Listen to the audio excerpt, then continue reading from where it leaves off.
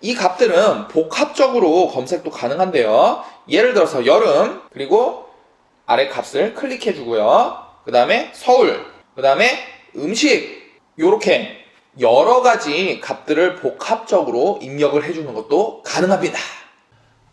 굉장히 반갑습니다, 여러분. 썬튜브입니다. 자, 여러분, 오늘은 아이폰 기본 카메라와 기본 앨범에 대해서 한번 이야기를 해보려고 합니다. 자, 요즘에는 스마트폰 카메라가 굉장히 좋아지면서 예전에 똑딱이나 디지털 카메라 많이 사용하던 것과 달리 요즘에는 거의 대부분의 사진과 영상들을 스마트폰으로 많이 찍으시는 분들 굉장히 많으실 겁니다. 저도 그 중에 한 명이고요. 자, 그래서 여러분들 중에서도 아이폰으로 제품 사진이나 유튜브 영상, 브이로그 같은 것들 찍으시는 분들 굉장히 많으실 거예요. 아이폰에 기본적으로 들어있는 카메라와 앨범 어플에 대해서 한번 말씀을 드려보겠습니다. 아시는 내용이 있을 수도 있겠지만 모르시는 내용도 있을 거니까 한번 끝까지 지켜봐 주세요. 자, 여러분들 이렇게 항공샷 찍으시는 분들 많이 있으실 텐데요. 제품 사진을 찍는 걸 수도 있고요. 어떤 필요한 문서에 사진을 찍는 걸 수도 있겠지요. 항공샷을 찍기 위해서 휴대폰을 이렇게 수평으로 올려 잡으면은 이렇게 중간에 십자가 모양이 나와요. 이 십자가 모양 두 개가 나오는데 흰색과 노란색 십자가 모양을 이렇게 일치시켜주면은 완전한 수평으로 휴대폰이 위치했다는 뜻이에요. 여기서 잠깐, 저 같은 경우는 이런 스탠드를 이용해서 항공샷 촬영을 하고 있습니다. 보시면은 이렇게 핸들이 있어서 풀고 잠글 수가 있고요.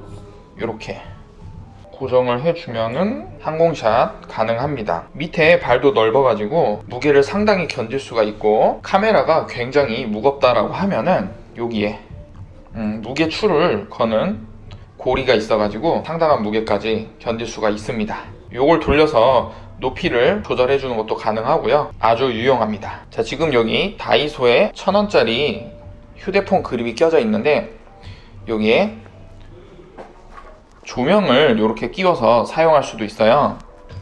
그래서 스위치 켜면은 이런 식으로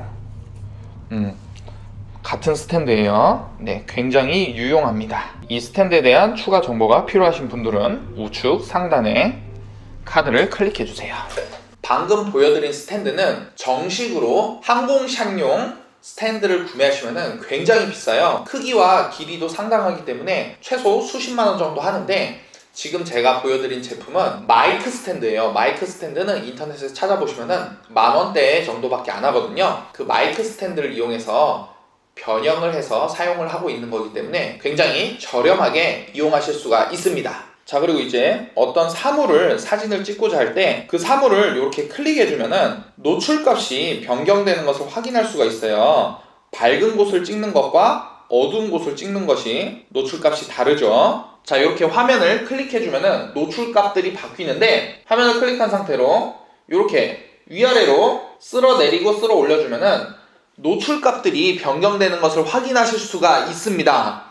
만약에 여러분들이 원하는 사물을 클릭했는데 노출값이 너무 과하다 혹은 부족하다라고 하시면은 이렇게 화면을 위아래로 쓸어 올리고 내려주면은 노출값을 변경할 수 있으니까 꼭 이용해 보시고요. 원하는 사물을 클릭하고 옮기면은 그 노출값들이 풀려요. 카메라를 움직여도 이 노출값이 변경되지 않게 하려면은 화면을 클릭한 상태로 누르고 있으면은 화면 위쪽에 노출 초점 고정이라고 나옵니다.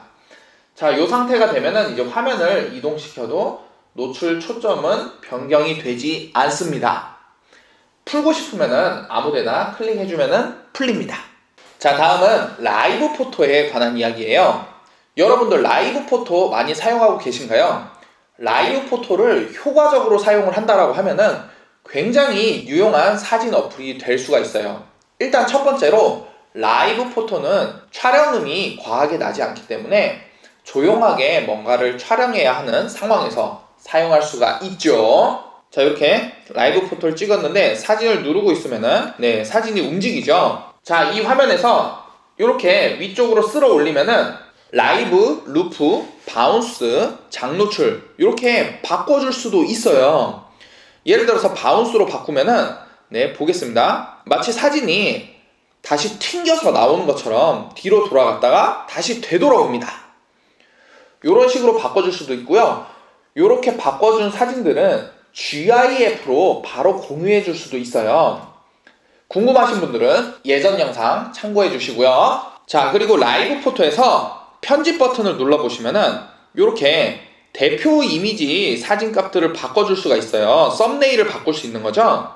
이렇게 바꿔주면은 대표 썸네일이 바뀌고요. 오른쪽 위에 요술봉 버튼 눌러주시면은 이렇게 바로 간편하게 보정이 되는 것을 확인할 수가 있습니다. 만약에 그 보정값이 마음에 들지 않는다라고 한다면은 아래쪽에 톤을 바꿔줄 수 있는 기능도 있고요. 빛, 색상, 그리고 흑백 정도를 설정해줄 수 있는 기능도 지원해주고 있습니다. 크롭 기능도 지원하고요. 크기를 변경하거나 회전해주는 것도 가능합니다.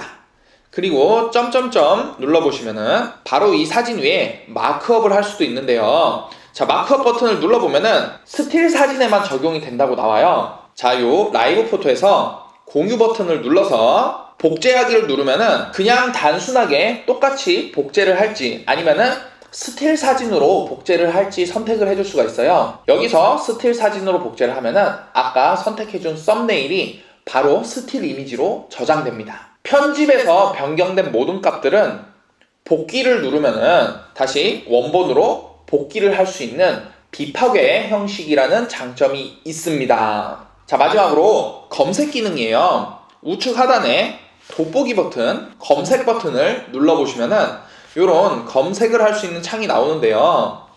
자, 여기에는 장소, 시간, 사물 이름, 촬영 방식 이런 것들을 입력해서 검색을 할 수가 있어요. 장소는 서울이냐, 경기도냐, 부산이냐, 인천이냐, 홍콩이냐, 싱가포르이냐 이런 것들을 입력을 해줄 수가 있고요. 시간은 오전인지 오후인지 저녁인지 그리고 뭐 1월인지 2월인지 여름인지 겨울인지 등을 입력해 줄 수가 있습니다. 자, 이렇게 검색을 할 수 있는 창이 바로 나오는데요. 여러 가지 값들을 입력할 수가 있습니다. 예를 들어서 서울이라고 입력을 하면은 네, 서울에서 찍은 사진들을 이렇게 모아서 보여줍니다. 수원이라고 입력하면은 이렇게 수원에서 찍은 사진들을 보여줍니다. 여름이라고 입력하면은 여름에 찍은 사진, 아침이라고 입력하면은 아침에 찍은 사진을 보여줍니다.